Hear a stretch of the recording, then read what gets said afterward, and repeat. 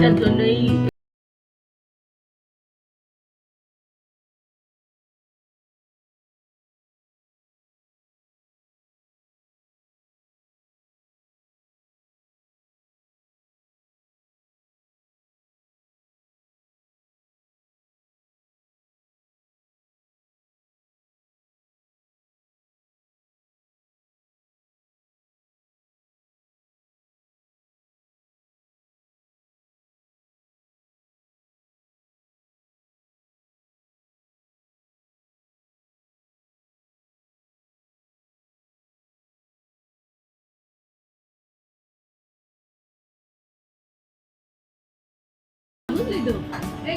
মা বাজার থেকে চলে এসছে।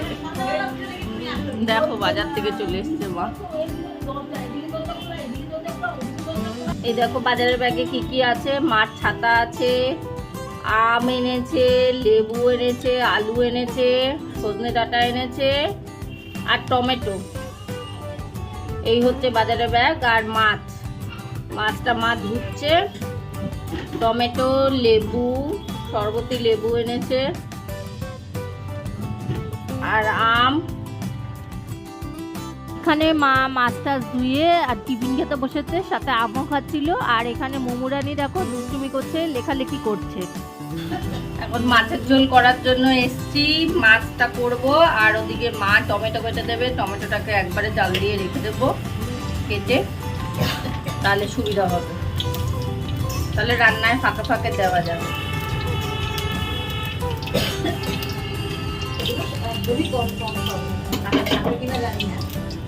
না না তুমি কেটে দাও, আমি করে রাখি, ভালো থাকবে।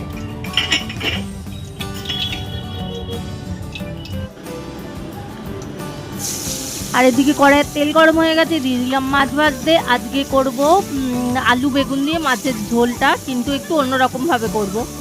এই মাছের ঝোলটা না খেতে আমাদের বাড়িতে সবাই খুব ভালোবাসে, মানে আলু বেগুন দিয়ে ঝোল করলেই খুব ভালোবাসে। তা একটু সর্ষে বাটা দিয়ে আজকে করলাম, একদম একটু অন্যরকম। তোমরা চাই মানে যদি মনে করো যে রেসিপিটা দেখবে তাহলে আমাকে জানিও, আমি এর পরে করলে তোমাদের জন্য রেসিপিটা অবশ্যই দেখাবো। খুব ভালো লাগে এইভাবে যদি আলু বেগুন দিয়ে করো মাছের ঝোলটা।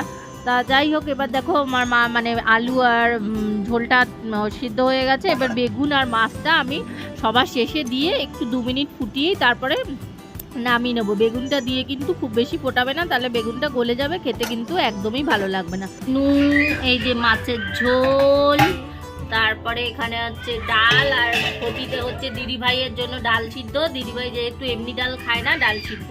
আর এখানে হচ্ছে একটা পটল আলু দিয়ে একটা চচ্চড়ি করা হয়েছে। এই চচ্চড়িটা কিন্তু খুব ভালো হয়, মা এই রান্নাটা খুব ভালো করে। তা যাই হোক, এটাও হয়েছে। চলো এবারে অন্য কাজে যাওয়া যাক। আর এখানে দেখতেই পাচ্ছ মোমুরানি আমাকে বকতে চলে এসছে। যা দুষ্টু, তোমরা তো দেখো ওই ভিডিওর মধ্যে। তা যাই হোক, এখন আমাকে বকতে চলে এসছে। তিনি বকেই চলেছেন আমাকে, আর আমি তো তার সাথে কথাই বলে চলেছি।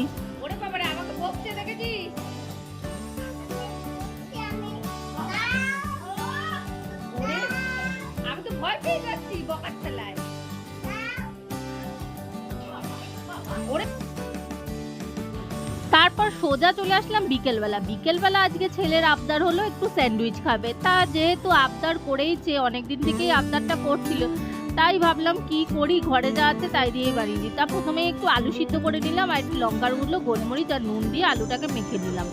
তারপরে একটু পেঁয়াজ কেটে রেখে দিয়েছি গোল গোল করে। আর এদিকে পাউরুটিটার মধ্যে এক সাইডে মেয়োনিজ মাখিয়ে নিচ্ছি। মেয়োনিজটা দিয়ে তারপরে আলু মাখাটা পাউরুটিটার মধ্যে দিয়ে দেবো এক সাইডে। এবার পাউরুটিটার মধ্যে আলু মাখাটা দিয়ে দিলাম। তারপর ওপর দিয়ে তোমরা চাইলে চিলি ফ্লেক্স, তারপরে অরিগানো এগুলো দিতে পারো, কিন্তু আমার কাছে ছিল না, তাই আমি অন্য কিছু না দিয়ে শুধু একটু পেঁয়াজই দিয়ে দিলাম। আর ক্যাপসিকামও ছিল না যে ক্যাপসিকাম দেবো। পেঁয়াজ, ক্যাপসিকাম, টমেটো সব কিছু দিলে বেশি টেস্টি হয়। তা যাই হোক, অগত্যা যা ছিল তাই দিয়েই করে দিলাম। একটু পেঁয়াজ দিলাম, আর তারপরে একটু বেশি করে একটু চিজ দিয়ে দিলাম। চিজটা একটু বেশি করে দিলে না স্বাদটা খুব ভালো হয়, জানো তো খেতে। আর চিজটা যখন মেল্ট হয়ে যায়, তা চিজটা একটু বেশি করে দিলাম। আর আমার এখানে কিউব চিজ ছিল, যদি স্লাইস চিজ থাকতো তাহলে একটা স্লাইস চিজ দিয়ে দিলেই হয়। তারপর অন্য পাউরুটিটার স্লাইসের মধ্যে দিয়ে দিলাম এখানে পিৎজা পাস্তা সস। সসটা দিয়ে পাউরুটিটা উল্টো দিক দিয়ে ঢেকে দিলাম। তারপরে এটাকে বাটারে একটু শ্যালো ফ্রাই করব, তাহলে কিন্তু খেতে অনবদ্য লাগে। এই দেখো আমি বাটারে ফ্রাই করছি। আর একটু চেপে চেপে যদি করো না ভাজাটা, তাহলে কিন্তু বেশ কড়কড়া হয় আর ভেতরে চিজটা মেল্ট হয়ে যায়, খেতে একদম দুর্দান্ত লাগে। মানে এরকম পাউরুটি টোস্ট হলে না আর কিছু লাগে না। তা যাই হোক, এরকম করে আমি ভেজে নিলাম, বেশ কয়েকটা ভেজে নিয়েছি, কারণ ছেলেকে দেবো। আর ছেলের মানে এইগুলো হলে মানে আর কিছু লাগে না। আর ছেলে যেহেতু একটু কড়া খায়, তাই জন্য একটু কড়া কড়াই ভাজলাম। তোমরা চাইলে একটু হালকাও ভাজতে পারো। তারপরে এইভাবে এই দেখো কেটে নিলাম আমি চাকুর সাহায্যে কেটে নিলে খেতে সুবিধা হয়। আর দেখো চিজটা কি সুন্দর মেল্ট হয়ে গেছে, দেখতে কত ভালো হয়েছে না? আর খেতেও কিন্তু ততটাই টেস্টি, ভীষণ ভালো লাগে খেতে।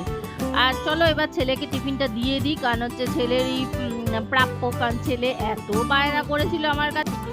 কেমন হয়েছে স্যান্ডউইচটা? অনেকদিন থেকে তো খেতে চাইছিলিস। ঠিকঠাক হয়েছে মনের মতন? ভাজাটা করা হয়েছে তো? ঠিক আছে। এদিকে দেখো ছেলে স্যান্ডউইচ খাচ্ছে, আর এদিকে মোমোরা নিয়েও তখন এসছে। এসে ওই আমার সাথে দুষ্টুমি, আর ছেলের থেকে একটু পাউরুটি ছিঁড়ে নিল, ব্যাস এইভাবেই সন্ধ্যেটা কাটিয়ে দিলাম। তাহলে আজকের ব্লগটা তোমাদের কাছে কেমন লাগলো অবশ্যই কিন্তু আমাকে তোমরা কমেন্ট করে জানিও। ভালো লাগলে লাইক শেয়ার সাবস্ক্রাইব করে, আর নতুন বন্ধুরা যারা আসছো তারা প্লিজ আমার চ্যানেলটাকে সাবস্ক্রাইব করে পাশে থাকা বেল আইকনটা অল প্রেস করতে একদম ভুলো না। টাটা।